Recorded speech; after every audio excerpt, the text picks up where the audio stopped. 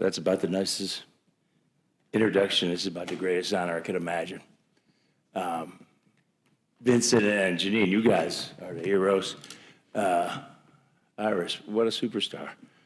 My love for manufacturing also began at an early age. I was a welder in my dad's small machine shop at age 12. I was hoping he was going to get some of those fancy CNC machines because I had to program those too. And, you know, I remember my dad, here's how he would answer the phone. Small Ohio shop. Litco Industries, Steel Fabrication Division, John Krach speaking, Director of Sales. I go, Dad, we only have 4 people though. Well, in the good times it was 5, and the tough times it was just 1. And you know, I also remember, you know, I worked for him all the summers and Saturdays and all that stuff. And, you know, it'd be about 90 degrees, super hot, and coming out of that factory, and he'd slap me on the back. He goes, Keith, we don't make a lot of money, but we sure have a lot of fun, don't we? I mean, that's it. That's inspiration.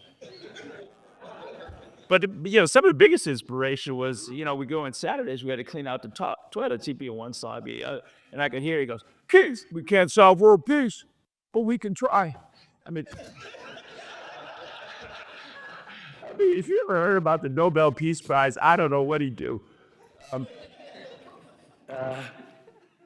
But that little shop, small in size, but enormous in values. Because what I learned was that small shops like that, companies like that, well, that's the heart of the U.S. economic engine. I also learned that if you're honest and you work hard enough, you can make any dream come true. And, you know, I've had great mentors along the way. And when I heard about receiving this award, I was blown away because the first 2 award winners of this merchant metal were my 2 first mentors. One was Dr. Ariba from Fujitsu Fanuc, where, you know, I was at General Motors. We formed GMF Robotics, which, thank you for that, is still the largest manufacturer of industrial robots in the world. And then the second award winner, believe it or not, was Don Peterson, the CEO of Ford Motor Company, who just happened to be my uncle-in-law. And, you know, and he mentored me, you know, at age 26, being a VP at General Motors. And then I left. A few years after that, people thought I was nuts, but he encouraged me to follow my heart. And he also taught me that innovation drives prosperity. But I think that, you know, my greatest mentor, of course, being my father. I'm like you, Iris, I love the smell of grinding dust in the morning, you know? And he didn't win any merchant medal, but his belief was about the American dream. And the American dream is the student surpass the professor. That means give a better life for his children than he had, and I give a better life for my children than I had. So these guys weren't about titles. They were about values. And I've been fortunate to work with some amazing teams at GMF and Rasda and Ariba, State Department, DocuSign, and analysts estimate that those companies contribute $4.5 trillion in terms of global productivity gains. Now, what my dad would say, that would be a lot of toilets you're scrubbing there. And he'd be right. And it's all about the teams I worked with. You know, I've got some of I have like literally guy we built 10 companies with. Mark Carlson is here with me, good Purdue engineer. We started off with General Motors. I got Jay, my COO, and I've got the love of my life over here, Helena. You know, this medal belongs to those guys, the engineers, the entrepreneurs, and the workers.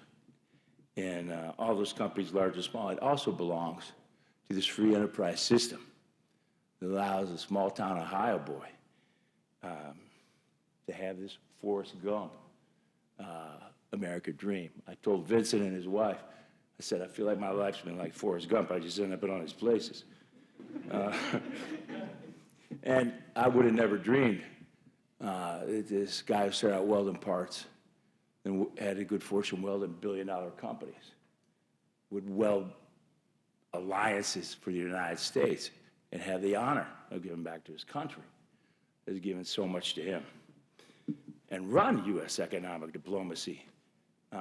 That was the thrill of my life. And at the State Department, what I learned was that productivity equals prosperity.